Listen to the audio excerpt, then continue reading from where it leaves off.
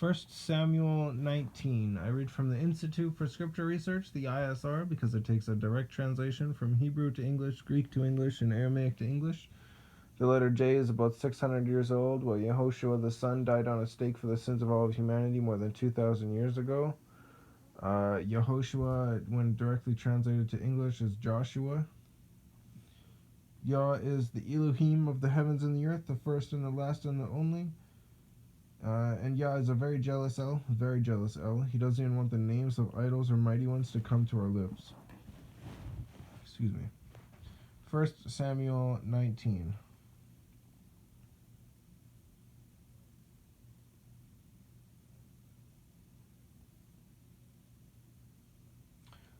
And Shaul spoke to Jonathan his son and to all his servants to put David to death, of course. But Jonathan, Shaul's son, delighted much in David, and Jonathan declared to David, saying, My father Shaul seeks to put you to death, and now please be on your guard until morning, and dwell in secrecy and hide.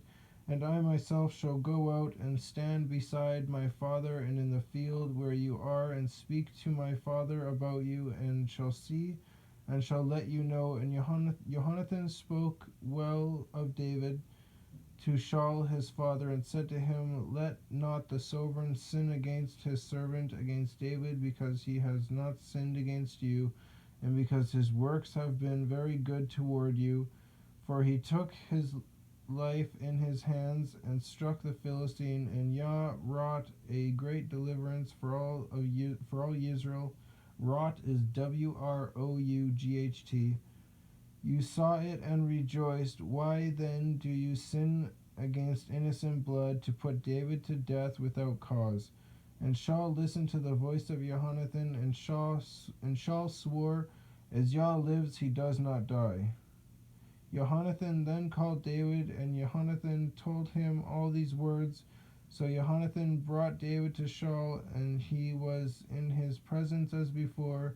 And there was fighting again, and David went out and fought with the Philistines and struck them a great smiting, and they fled before him. And an evil spirit from Yah came upon Shaul as he sat in his house with his spear in his hand, and David was playing the lyre with his hand. And Shaul sought to strike the spear through David and into the wall, but he slipped away from the presence of Shaul, so he struck the spear into the wall. And David fled and escaped that night, and Shaul sent messengers to David's house to watch him and to put him to death in the morning. And Michal, David's wife, informed him, saying, If you do not save your life tonight, tomorrow you are put to death.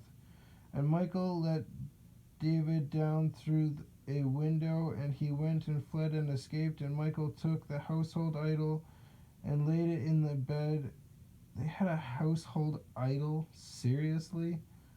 Burn the idol. And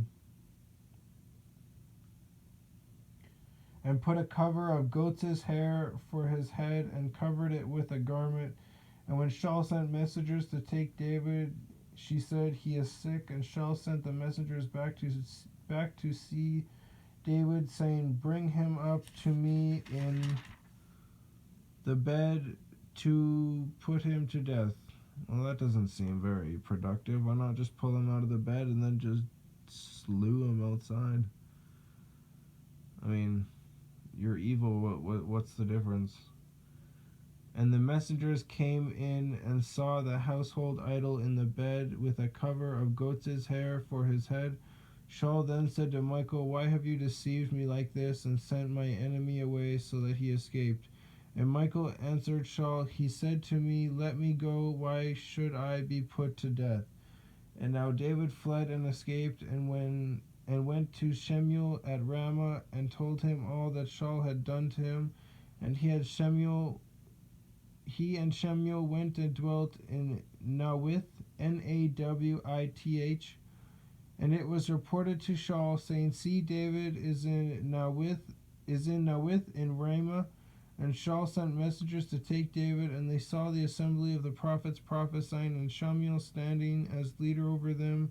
And the spirit of Elohim came upon the messengers of Shaul, and they also prophesied.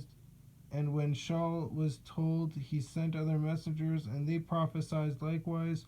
So Shaul sent messengers again the third time, and they prophesied also. Then he himself went to Ramah and came to the great well that is at Seku, Sek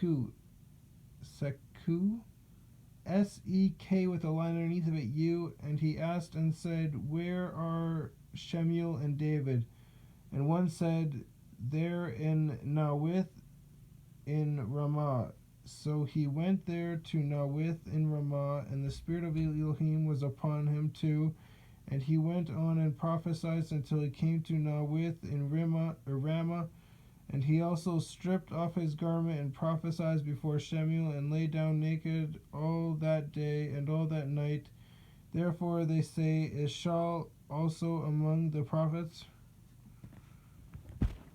Yeah, I mean, he was prophesying before when he was actually like for Yah, and then he just bent over backwards for himself, thinking he did this all himself. He built an idol of himself for himself. It's like, what? You really think you're Elohim? You don't stand a chance. You were created.